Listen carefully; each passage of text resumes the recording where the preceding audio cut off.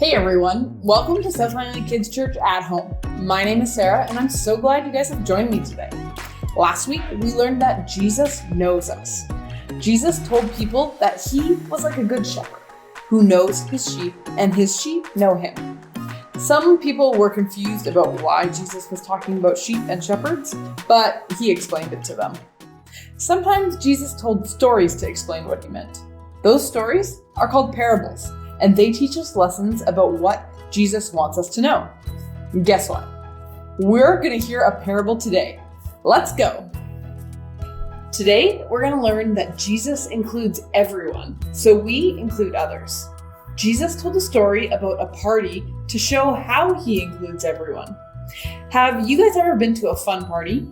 One time, I went to a party at a swimming pool, and there was this big mat that we could all float on together. It was a lot of fun. Take a moment and share about a party that you've been to. No one likes to be left out, especially from a fun party. The good news is Jesus includes everyone. One way that God speaks to us about how his love is for everyone is through the Bible. He's ready to talk with us right now. Let's pray and listen. Dear God, thank you that you include everyone, and you've given us the Bible so that everyone can learn about you and be invited to your love. Help us learn about including everyone today. In Jesus' name, amen. In today's Bible story, Jesus told a parable. A parable is a story Jesus told to make a point. Today's parable is about a banquet or a fancy party someone was having. Come join me at my banquet. Welcome to my banquet. I try to get things that I thought you guys might like donuts and pizza and candy and even some apples, which are my favorite food. I even stayed up late at night to make you guys some Jell-O.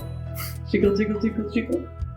Anyways, before we dig into our banquet, let's see what happened in this story for today. Jesus said, "A man prepared a feast and sent out many invitations. When the banquet was ready, he sent his servant to tell the guests, 'Come, the banquet is ready.' But they all began making excuses. One said, 'I've just bought a field and I must inspect it. Please excuse me.'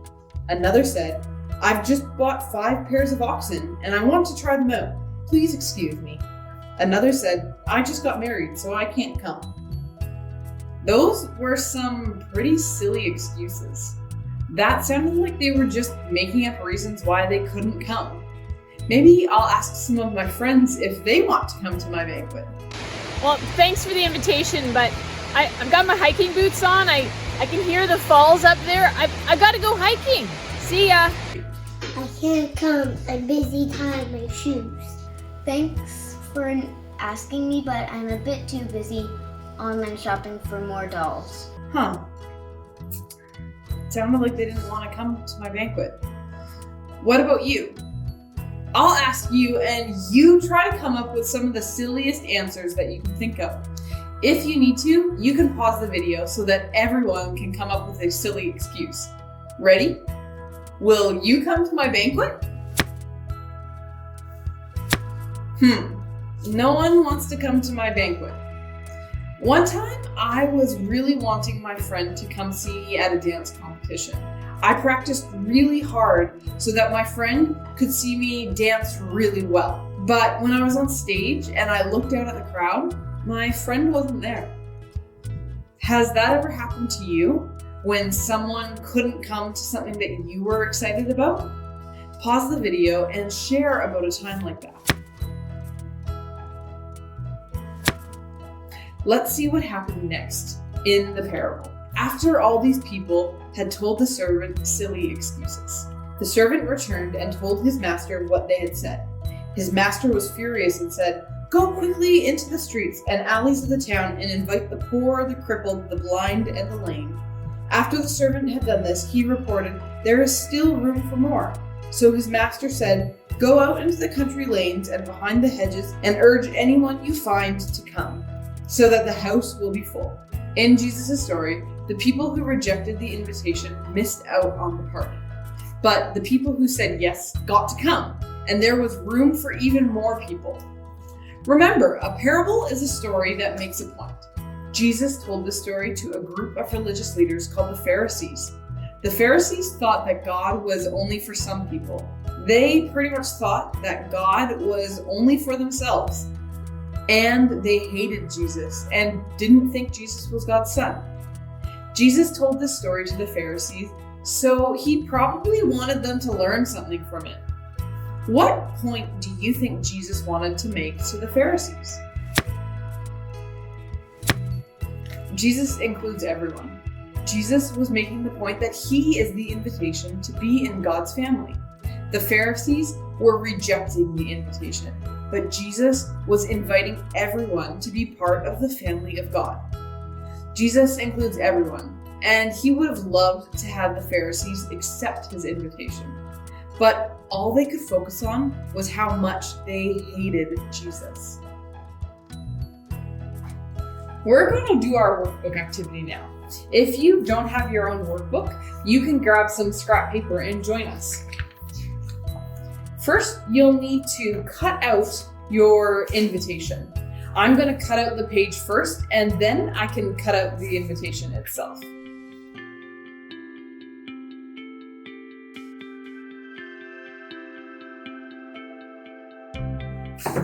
Okay, now that the invitation is cut out, let's fold it, and then let's think for a moment. Fold it in half first. Today, we're learning that Jesus includes everyone, so we include others. Who are people that you could include? Think of someone you've seen who doesn't seem to fit in. It might be a new kid at school, or someone no one else seems to like. On the inside of your invitation, you can draw a picture of that person. Don't worry, we're not going to give this invitation to anyone, so you don't have to worry about other people seeing it. After you're done coloring, you can decorate the front of the invitation too.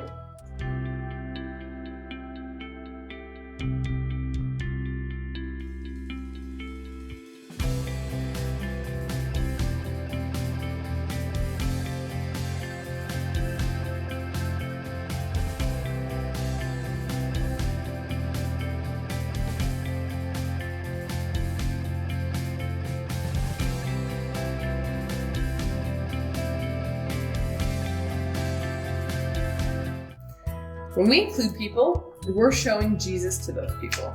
When we're kind, caring, and accepting of everyone, we show with our lives that Jesus includes everyone. Remember, Jesus invites everyone to come to him, and we should invite them to Jesus too. This card can serve as a reminder to watch for ways to include people this week. Put it somewhere you'll see it this week, so that you can remember to show them Jesus' love by including them. Let's pray now and ask for Jesus' help with that. Dear Jesus, help us find ways to show your love and acceptance to the people we drew. In Jesus' name, amen. Jesus includes everyone, so we include others. We can include others in fun things we're doing. And best of all, we can invite others to be part of God's family because Jesus wants everyone to RSVP yes. Today, we heard a parable, which is a story that makes a point. Sometimes at Kids Church, we do experiments that make a point. But I don't have enough space to do an experiment. Just a sec. Great, let's do an experiment now. I've got some water and some oil and some food coloring here. So let's just do 1 cup to start. So I've just got a cup of water. If I drop 2 colors into the water, the 2 colors will mix to create something new. They mix to make orange. But what if we don't want the colors to mix? Is there a way to keep colors from mixing in a cup of water? Let's use some oil to create a barrier and try to keep colors apart. Let's try 2 different cups with different amounts of oil for a bigger and smaller barrier. So I've filled my cups with water and I'm going to add about a tablespoon of oil to this cup. And I'm going to add a few tablespoons of oil to this cup. When I add the oil in, the water and the oil stay separate. The oil floats on top of the water. Now check this out. I'll put 1 drop of red and 1 drop of yellow in each and watch what happens.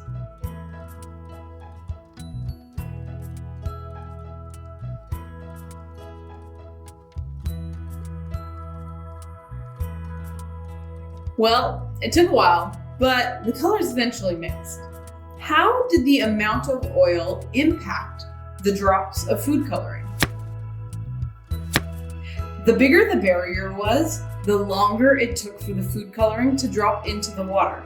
But it still did. The oil couldn't keep the colors away from the water. The drops broke through and mixed to create something new. Like the oil was the barrier between the food coloring and the water, sometimes we put up barriers to keep certain people out of our lives. Sometimes we put up barriers like liking different things. I like basketball and they like soccer, so I can't be friends with them. Sometimes we put up barriers like when people look or talk differently than we do. What are some of the big and small barriers that might keep us from including others? Jesus is a barrier breaker. He brings people together. Jesus includes everyone, and he celebrates how our differences can create something new and something beautiful. Jesus includes everyone. You're invited to his banquet in heaven someday. Jesus invites you to be part of so much right now, too. Will you hold your hands out in front of you as if someone is about to hand you a gift? Holding your hands like this can be a sign that your heart is ready to accept these invitations from Jesus. Maybe you've seen someone holding their hands like this while they're singing to God or while they're praying to him.